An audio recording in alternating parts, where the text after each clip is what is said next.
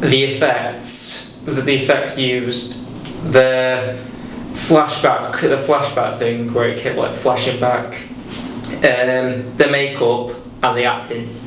The shots and like how it was all flowing nicely, and I don't know, I liked the effect of how the trailer was itself. How it flipped back between like different scenes, and then like where it had like the writing and things like that, it made it look professional. The trailer itself built tension. It gave an insight to the story. So those two factors certainly did. It didn't seem amateurish in the way it was filmed or edited. It built tension itself, so the trailer made me somewhat excited for it and slightly scared, which obviously links to the genre of it. Just like the montage of the shots and how a range of angles and shots were used. What with all the titles in between, so like this October and stuff like that. The high quality resolution of the pictures. I really liked the security cameras. I think that was a nice element that I hadn't really seen before in many other work, because I think it captures that there's a lot more going on in the film that you wouldn't get to see in a trailer, and also the segments of quotes and things that broke up the action, and I wanted to like see what people had said about it, but I wanted to know what was happening next. Quotes of like, rather than having a narrator, also there was kind of a narrator of like first person, but the quotes where it's kind of explains the narrative a bit was helpful, because otherwise it would be just like I wouldn't know what's going on. That was good. Obviously there's montage scenes which are used in pretty much every trailer, but it was used effectively. It wasn't just random clips put together. Quotations from magazines that helped like show the different ratings that they gave it, and I think that also kind of helped with like describing what the film was like as well, because I feel like the quotes sort of told what other people kind of picked up about the film. I liked the bright lighting as well. I think for that type of horror-ish sort of stalker film, then I think the lighting just describes it really well. The start and end, what do you call them, captures. Yeah, and I thought like how I recorded it all, like with all the like when you put effects over the pictures, or like, and then like the fading, but then it was like snappy, like it worked well, and the soundtrack helped, I think. And like the scenes with the title scenes with like quotes from like different magazines and stuff. I think what made it like look really professional was the like, you know, the font and stuff that came up like all of the way. Do you know what I mean? Yeah, at the end. Yeah. And like I don't know if this is like, do you know like the angles that you use and stuff on people? It was kind of like professional. It wasn't like an amateur kind of filming.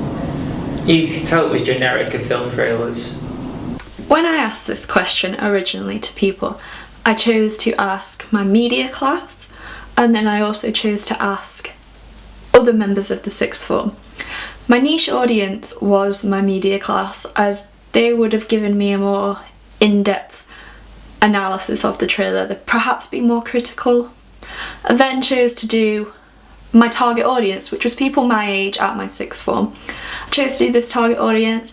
I chose to do the members who did the survey and answered my questions, because I knew they were reliable people who would give an honest opinion. I didn't want people to feel like I'd be offended by negative feedback, so I definitely wanted it to be honest. And that's what I got. So this is why I did members of my media class and the sixth form. Because of that, I had to adapt a question which I didn't previously anticipate. So one of the questions was, what trailer conventions did you notice throughout the trailer? When I started presenting this question to people of my sixth form, they were a bit like, oh, I don't know what to say. So I altered the question to, what do you think overall made the trailer look professional? Looking back, I would have chosen my questions more wisely at that point. Lots of people complimented on the pace and the shots that I'd used throughout the trailer. When I made my trailer, I was very aware of utilising different shots. I noticed as a trailer convention in my research, multiple shots are used, definitely to convey an idea about a character as well. For example, with Anna, who's quite erratic, I used canted angles, close-ups, extreme close-ups that made it uncomfortable for audiences. Whereas with Ellie, I used high angle shots, demonstrate her vulnerability. I used quite far out shots in places, silhouettes, I used them. All things like that contributed to creating the characters and creating the overall essence of a trailer. I definitely included a variety. This is also seen in the shot list I made. I wanted to make a shot list so I'd have a clear idea of how many different angles I'm going to use. I wanted there to be a variation, so I think I definitely succeeded in achieving and planning that element of my coursework.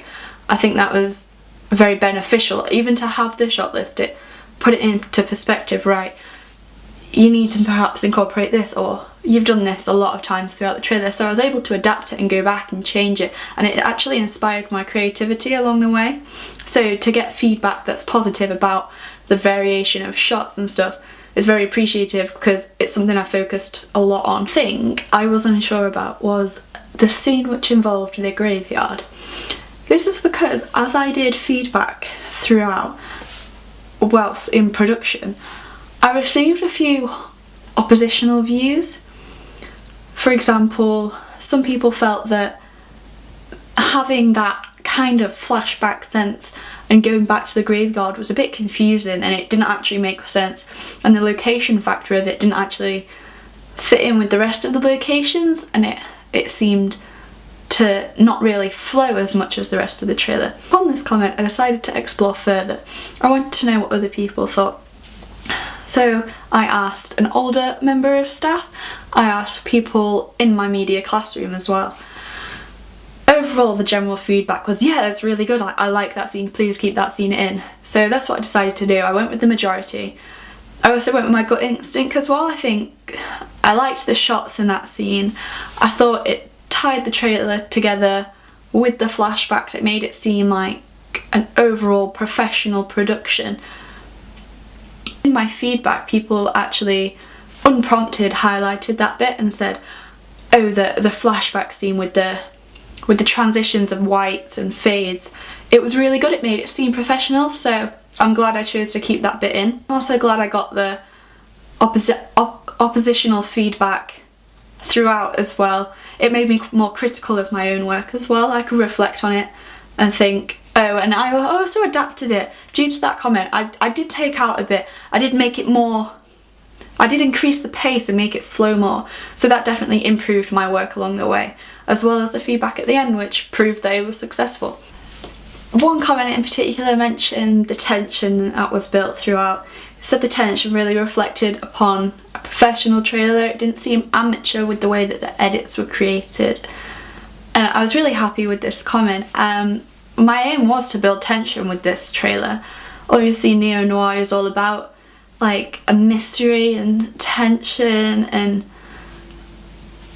all this kind of erratic scenes and things like that. So I definitely wanted to build tension, and looking back and self-analysing my own trailer, I think that tension is built through a multiple of things. Not only the editing, as in the pace slows down then it speeds up. I think tension is built in the shots, for example, the use of silhouettes. You don't know why they're there. Also the cliffhanger at the end of the trailer somewhat confuses the audience. They question it, they don't know what's happening, they want to find out, which will encourage them to go see it at the end of the day. So I do believe tension is created. Definitely the soundtrack creates tension as well. And it flows with the action in the trailer, so I'm glad tension was mentioned in my feedback. Another thing that was mentioned was my use of the security camera scene. To achieve this scene, I filmed separate videos. I then decreased the scale of these videos and put them next to each other. I also overlaid text and images to make it look like it was a CCTV recording. Because someone pointed it out and said, oh, I've not seen that before, it's like new in trailers, this could possibly be the unique selling point of the film, to get that weird insight it's quite shocking as well because it's the first thing the audience would see. So I think I've achieved in a sense of creating something a little bit different and a little bit unexpected.